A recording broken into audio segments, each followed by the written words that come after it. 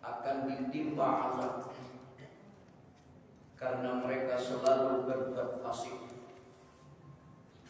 Al-Quran surah Al-An'am ayat 49. Kemudian di ayat yang lain Allah juga berfirman, dan janganlah kamu seperti orang-orang yang lupa kepada Allah, sehingga Allah menjadikan mereka lupa akan diri mereka sendiri. Mereka itulah orang-orang fasik. Maha benar Allah dengan segala firman-Nya. Al-Quran surah Al-Hasyr ayat 19.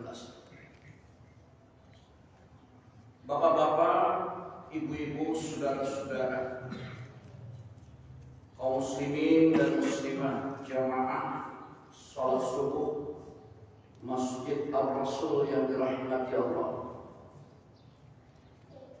Pagi hari ini marilah kita kembali menyampaikan rasa puji dan syukur kehadirat Allah Subhanahu wa taala.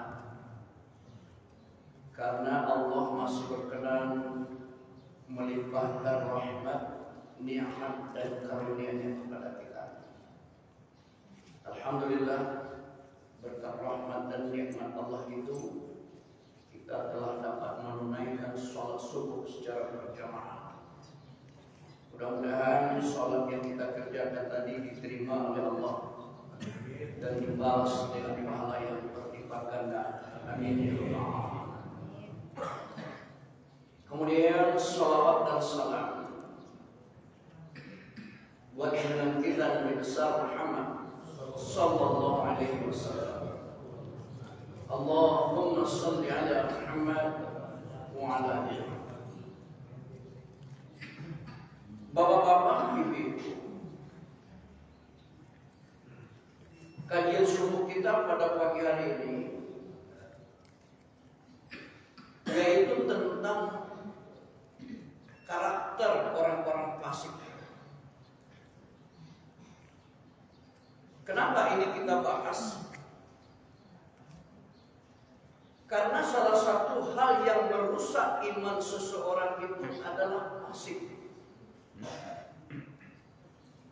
Yang menggugurkan iman kita itu adalah sifat fasik. Maka hal ini harus dijauhi oleh orang-orang yang mengaku beriman kepada Allah. Jadi ironisnya Bapak, Ibu-ibu, kalau ada orang mengaku beriman kepada Allah tapi dia fasik, itu imannya diragukan. Nah, fasik secara etimologi berarti orang yang keluar dari jalan Allah, keluar dari ketentuan Allah. Sedangkan menurut terminologi yang disebut fasik itu adalah orang-orang yang tidak dia menyaksikan tapi tidak mengerjakan. Orang-orang yang melakukan kedurhakaan kepada Allah. Dia tahu kewajiban tapi tidak kerajuan. Dia tahu itu dilarang Allah tapi justru yang dilarang itu kerajuan. Itu fasik. Imam Al-Ghazali dalam kitabnya Mukasyfatul Qulub menyebutkan karakteristik orang-orang fasik itu adalah orang yang berbuat durhaka kepada Allah, orang yang melanggar janjinya kepada Allah, serta keluar dari jalan hidayah, rahmat dan ampunan Allah. Ini kata Imam Al-Ghazali. Nah, kita lihat satu-satu Bapak Ibu. Yang pertama, orang fasik itu kata Imam Ghazali adalah orang yang melakukan kedurhakaan kepada Allah. Dalam Al-Quran surah Al-An'am tadi ditegaskan oleh Allah, walladzina kazzabu biayatina yamassuhumul azab bima kanu yafsukun.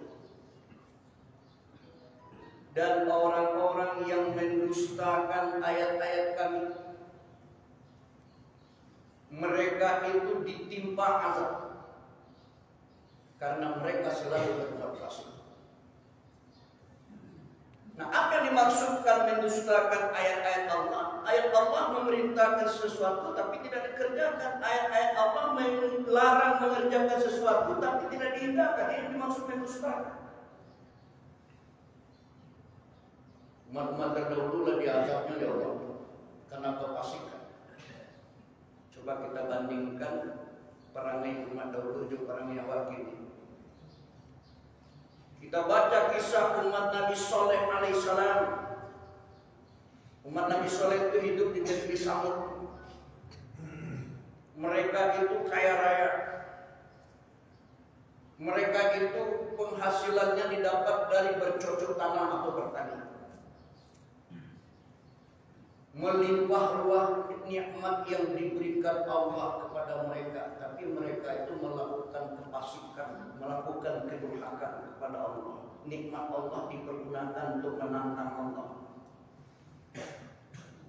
Mereka tidak mau bersyukur kepada Allah. Mereka tidak mau menjalankan apa yang diperintahkan Allah. Diutuslah Nabi Soleh alaihissalam untuk memperbaiki akhlak mereka, untuk mengajak mereka ke jalan yang benar. Apa yang terjadi Bapak Ibu dan Bapak malah menantang. Kece Nabi Saleh, ya umatku, bersyukurlah kalian kepada Allah karena sudah diberikan nikmat yang banyak. Taatlah kepada Allah. Kembalilah ke jalan yang benar. Ajawanya, Saleh, kalau kamu tidak suka dengan kami, ya pergi saja dari sini. Dan kalau engkau merasa di pihak yang benar, kalau Tuhan itu benar, datangkan saja azab kepada kami. Tidak usah ragu-ragu. Supaya menembaga yang akhirnya Nabi Soleh menyerah dan mengadu kepada Allah, ya Allah, sepertinya umatku ini ya Allah tidak bisa berubah. Diberi nasihat tidak masuk, diajak ke jalan yang benar tidak masuk, malah menantang agar engkau mendatangkan azab. Datangkan segera ya Allah. Yang terjadi, doa Nabi Saleh itu didengar oleh Allah. Seketika itu juga bapak ibu ibu patuh kadang patuh bertubi-tubi dalam. Mereka ditembak oleh petir itu, dan pada saat petir berlangsung tiba-tiba gempa bumi yang dahsyat. Mereka dimusnahkan oleh Allah melalui petir dan gempa bumi yang dahsyat. Mereka mati tertimbun, terhimpit di reruntuhan rumah mereka. Pertanyaan aku Bapak Ibu, barang iman Nabi Soleh sudah dalam diri ada. Berapa banyaknya orang yang mengaku beriman kepada Allah, mengaku beragama Islam, hari Jumat dan sholat. Padahal dia tahu semua laki-laki yang beragama Islam itu tahu bahasa Jumat hukumnya wajib kalau 3 kali betul-betul tidak baik sholat Jumat, kafir di Nabi dan Jawa. Udah 3 kali, udah 3 tahun betul-betul tidak baik. Dan tadinya Bapak Ibu sedang khatib berkhutbah, yang mengganggu konsentrasi khatib berkhutbah dengan bunyi kendaraan, yang bunyi nomor kendaraan yang memakai telinga. Ini sudah dikecil kaki itu biar. Di saat imam memimpin sholat Jumat mengganggu konsentrasi imam dan memakai bunyi nomor kendaraan. Itu lebih parah kalau Nabi Soleh. Satu, bahwa jadi perlu para umat Nabi Syuaib alaihissalam. Umat Nabi Syuaib itu hidup di negeri Madian.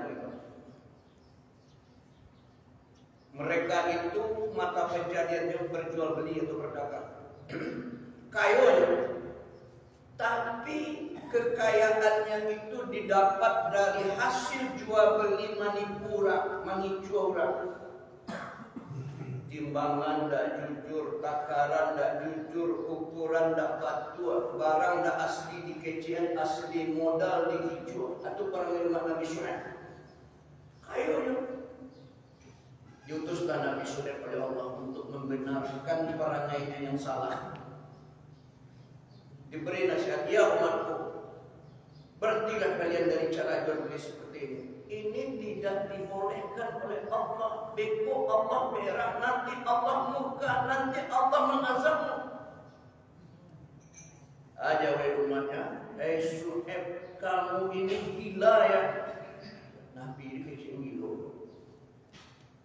Lah jadi kami dapat ini banyak dari jual beli seperti ini. Kenapa engkau marah? Kalau engkau tak suka ya pergi saja dari sini, tinggalkan kami. Dan suruh Tuhanmu itu mendatangkan azab kepada kami. Menantang ya marah. Akhirnya Nabi Shu'aib mengadu kepada Allah. Umat Nabi Shu'aib itu dihancurkan oleh Allah melalui kampung gadang. Mereka mati tertimbun terhimpit di reruntuhan rumah. Pertanyaan yang kedua ke bapak ibu, para umat Nabi Shu'aib itu ada tidak di zaman Allah? Banyak orang berjualan tidak menurut ketentuan Islam. Tanpa disadari dia mengincuh orang dalam perdagangan. Banyak di Bogor kadang 2009 yang lalu ibu pasang juga. Coba kembalikan ingatan awak, kedua balik tahun yang silam 2009, 30 September, Kota Padang, Sumatera Barat, goyak di kampung Gadang. Nananjua itu pasang. Sampai pengkreditan hancur. Karena ketika itu kamu mengalami Bapak dilansir di pas 100 kilo timbang di rumah di 7 on suruh. Sekilo itu harusnya 10 on. Sebelum G4 2009 itu saya mengalami maisi minyak di SPBU. Maisi minyak udah. Mau isi siko salah siko tapi meterannya sebelah siko. Awak nyambeknya jalan ke sini. Mau jalan kenapa? Kok aneh? Lo maisi minyak salah siko, meterannya salah situ. Awak tak boleh masuk ke sini. 2 kali kalian mau nak ketiga nanti kalian wajah kawan. Kalau awak seorang kalau main undang macam itu pak. Orang banyak orang di belakang lain.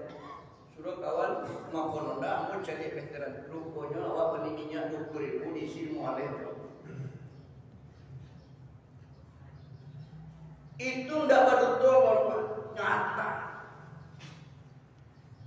Itu perangai umat Nabi Shu'aib tak jujur dalam menatang, menipu orang. Memang untungnya bukan untuk orang yang punya SPBU. Orang yang punya SPBU barang minyak kedua itu di store. Bara banyaknya pedagang hari ini tanpa dia sadari dia mengincu orang dalam soal modal. Contoh mengalih orang di pasar mengalih baju. Bara baju kocek ini dapat 150 lah. 100 Pak, 100 lah. Modal lampau saya nak sampai 100. Padahal modalnya 7.000 Pak. Mengincu tak tu Pak. Kalau yang jual 100 lah beruntungnya 25.000, tapi dia orang yang kecil modal tak sampai. Yang mana sadari itu adalah jual beli yang menipu orang. Haram hukumnya. Jual beli seperti itu hukumnya haram.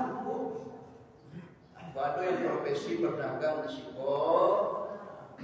Mau minta maaf kalau terlanjur bantu itu kembali ke jalan yang benar. Kan tujuan orang itu. Umat Nabi Shu'aib seperti itu dihancurkan oleh Allah karena melakukan kefasikan terhadap Allah. Ketiga, awak jadi perangai umat Nabi Lut alaihissalam. Umat Nabi Lut itu di negeri Sodom. Umat Nabi Lut itu aneh, padusi rancak-rancak ketika itu tidak laku loh.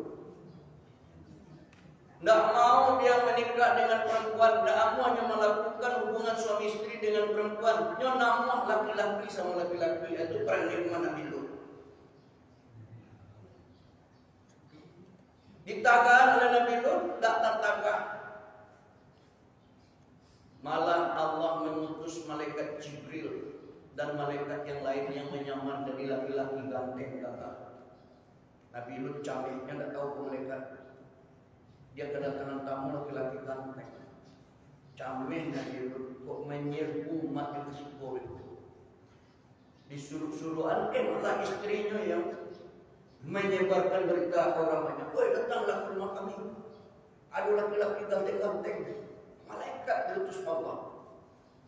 Dipimpin oleh malaikat Jibril. Akhirnya bercerabui bantu orang mendapatkan cemangko tengah hari. Dipanen tempat cemangko. Akhirnya bantu itu mereka. Akhirnya Allah murka. Maka malaikat Jibril diperintahkan Allah, hai Jibril, balikan negeri Sodom. Yang di atas jadi ke bawah, yang di bawah jadi ke atas. Baru turun hujan batu dari atas langit. Mereka dimasukkan ke dalam tanah oleh Allah, ditimbun dari Allah. Para umat Nabi Lut ada dari bawah. Itu makanya negeri Sodom itu pertama kali hubung laki-laki sejenis. Ini namanya Sodomi, Pak. Dan saat dia Hawa di negara Hawa, ranah Minang paling tinggi LGBT.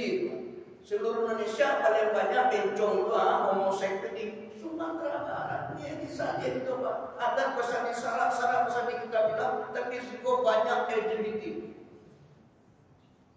Banyak orang hubungan sejenis laki-laki sama laki-laki, manusia sama manusia banyak. Siapa yang salah, tentu saya yang salah. Yang nyata itu realita. Mana fungsi orang tua, mana fungsi nenek mama, mana fungsi alim ulama. Angka data tua tidak mau tahu apa. Yang jadi bantu itu data sekarang seperti itu. Anda coba lihat data, dia kalah jika dulu datang tua. Tapi itu realita, diteliti oleh orang. Di Sumatera Barat paling tinggi itu Pak hubungan homoseksual. Enak laki-laki ganteng, gagah, fisik kebapaan, tapi wajah keibuan. Itulah itu Pak, fisiknya kebapaan, wajah keibuan. Nengok-nengok. Nah, jadi kesimpulannya Bapak Ibu, ternyata umat kita kini, masyarakat kita kini jauh lebih jahat ketimbang umat-umat terdahulu. Kalau umat Nabi Soleh perangai ini, Cie itu yang perangai jadi azab ya.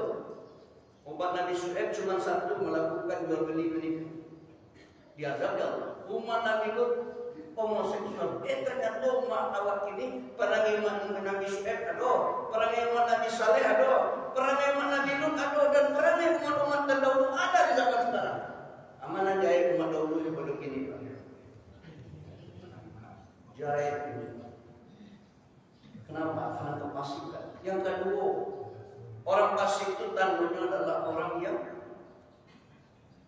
melupakan janjinya kepada Allah. Dalam Al-Quran surah Al-Hasyr ayat 19 tadi, Allah tegaskan, wala takunu kalladzina nasullaha fa ansahum anfusahum ulaika humul fasiqun.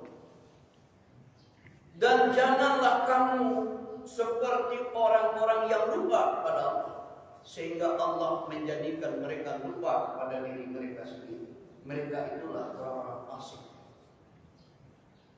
Apa yang dimaksud lupa kepada Allah? Lupa kepada Allah adalah lupa kepada janji taatnya kepada Allah. Lupa kepada janjinya bertuhan kepada Allah. Bapak Ibu yang saya muliakan, Eko di rumah buka Al-Quran surat Al-A'raf ayat 170. Itu janji Allah.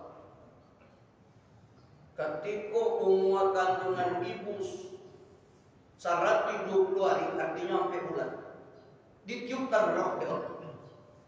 Sampai 10 hari pertama ibu-ibu itu dalam kandungannya baru menjadi segumpal darah. Atau makanya tidak di bawah haid. Kecil bidan positif, kadang ibu dapat ketika menengah positif. Kalau ini menengah positif sampai keluar ibu kandungan ibu. 40 hari kedua menjadi segumpal daging. Sampai 10 hari ketiga 130 hari menjadi kehidupan di dalam rahim ibu. Lalu kehidupan ditiupkan roh di Allah. Sebelum roh ditiupkan itu disumpah roh di Allah. Alastu birabbikum. Qalu bala syahidna.